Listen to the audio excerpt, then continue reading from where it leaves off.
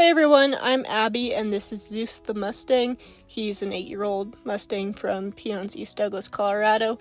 And in this session we're working on some more confidence in me being able to touch him. In the session that I posted last week, we worked on just touching the bridge of his nose and being confident with me just touching him and petting on him, which he did good. And he's enjoying the attention, so he's moving along fairly quickly for the little bit of time I've put into him. But in this session, I'm working on more of the side of his face so that I can start working down his body. His right side is his more confident side, so that's the side I'm working on, because if he's not confident with me on his confident side, he's definitely not going to be confident with me on his not so confident side. In this session, I used approach and retreat, which is negative reinforcement, but with Zeus, I have also used positive reinforcement to get us where we're at.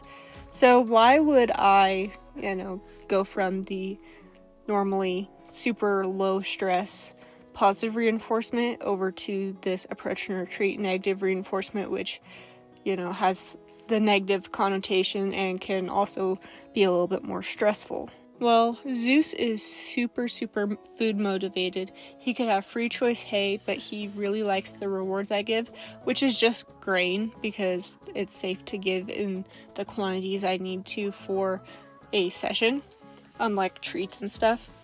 So I feed grain, and he really likes it, and it got to the point where he was wanting to please so badly to get more grain that he was becoming anxious and pushing himself harder than he was really comfortable with. And I felt like it was hindering us a little bit and hindering our relationship, because our relationship was beginning to be based on how much can he do for me to get that food reward. And so I decided to take a step back and go to the approach and treat and negative reinforcement to see where our baseline was at, which he was so much better than where we started.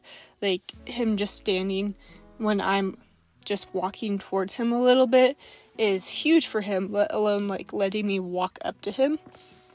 So, the positive reinforcement was great until it started becoming a hindrance, and then we just switch over.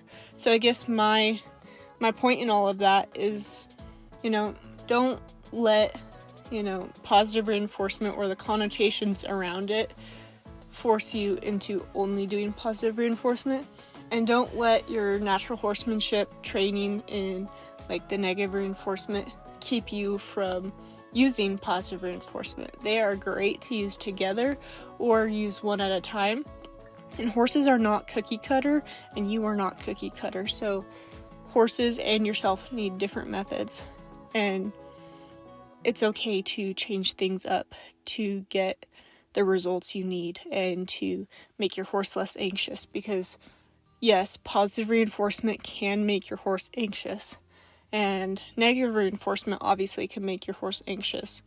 And what you want to do is minimize stress and still make forward progress.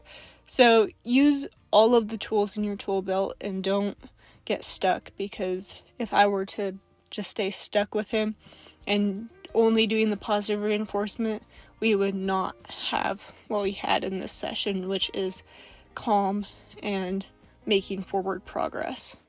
Sometimes it's also good to change things up in your session. So here I'm just asking him for some trust with me at his side instead of at his front. So he did good with that. I let him move around a little bit and we went back at it, and we got where he was not only just touching me instead of me touching him, but he was also allowing my hand further back, which I'm wanting to touch that cheekbone and then farther behind his cheekbone at his jaw, which you can see his cheekbone highlighted with his little black mark.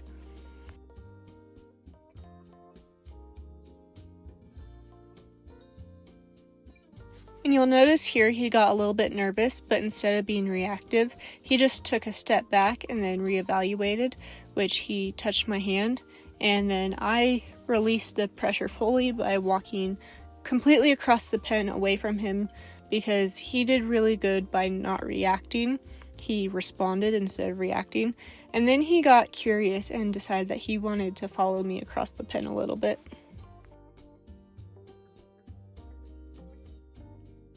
Here we started to have a little bit of a dance where he was taking a step back when I didn't really want him to, so I was keeping pressure on, but then also trying to read the room and read when I needed to take the pressure off. And so even though he took a couple steps back, I removed the pressure because he wasn't trying to be bad or anything, and he wasn't really nervous. He was just trying to touch me, and that's just ended up how it happened, is he needed to back up. And then we got where we were far like this, where my fingertips are almost at his jaw. And so I was super pleased with that. And he was a little bit nervous, so I just tried to hold it a little bit. And he stayed with me, and I got pretty close to where I was. And then I just backed all the way off because that was good. And then we started being able to get closer and closer to that jaw with him being calm. And then he was super curious with me, so he kept following me. And I think he was really liking the attention, which is why he was following me a little bit. Here, I went behind him to try to get him to turn around for camera. And he was really good. He did not react to me being behind him. Instead, he responded and turned around and looked at me. And I was super pleased with that. I could kind of feel that he needed a little bit of a mental break, so I went back to just touching the bridge of his nose, which is something he was confident about. And then he started to relax and really release, which is such a good thing. You want your horse to lick and chew and yawn and release. An anxious horse will not yawn, so you want them to yawn and calm their nervous system. And I was super happy with him, and he had this huge release. Even though he wasn't really worked up or anything, he was calming his nervous system down, which was really good and I was really pleased with.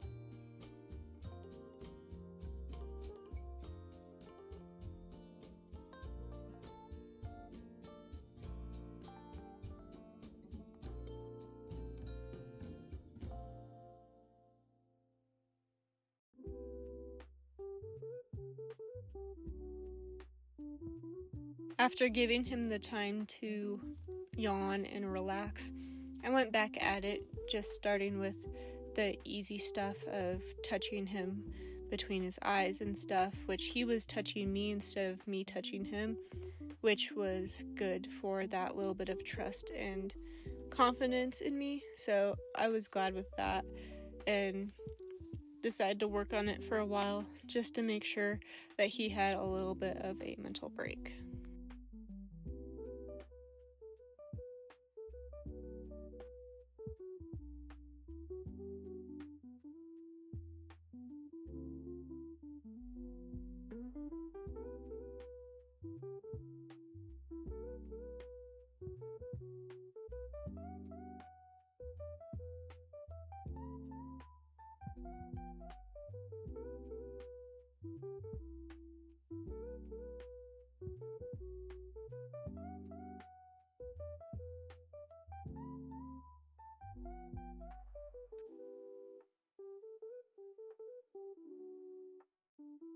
We started having a little bit of rain on and off, but I decided to go back to trying to touch the side of his face once he had a little bit of that break, and he did good. We moved around a little bit because we had to stop because of rain for a little bit, but he was good and was confident, even though it was really loud because there was rain on metal roofs and also wind blowing stuff around.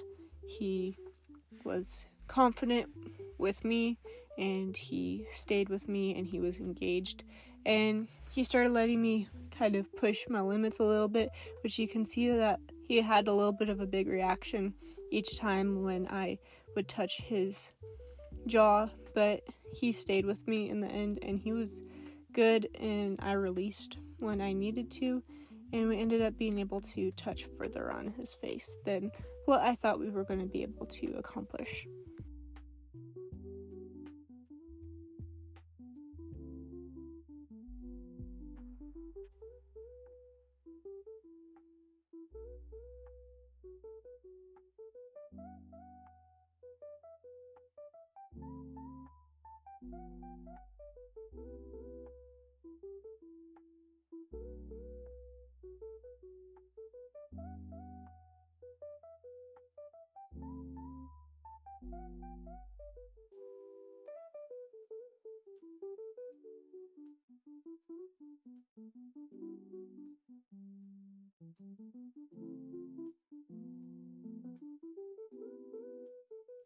By the end of the session, I had touched his jaw a couple times, just like the very front edge of his jaw, but it was still his jaw, which was farther than where we had gotten previously, and I'm so proud of him. He's come a long way, and I was happy with where we got in this session and called it good. So anyway, thank you guys so much for watching. Don't forget to like and subscribe to stay tuned for more Zeus videos, and I will see you guys in the next video.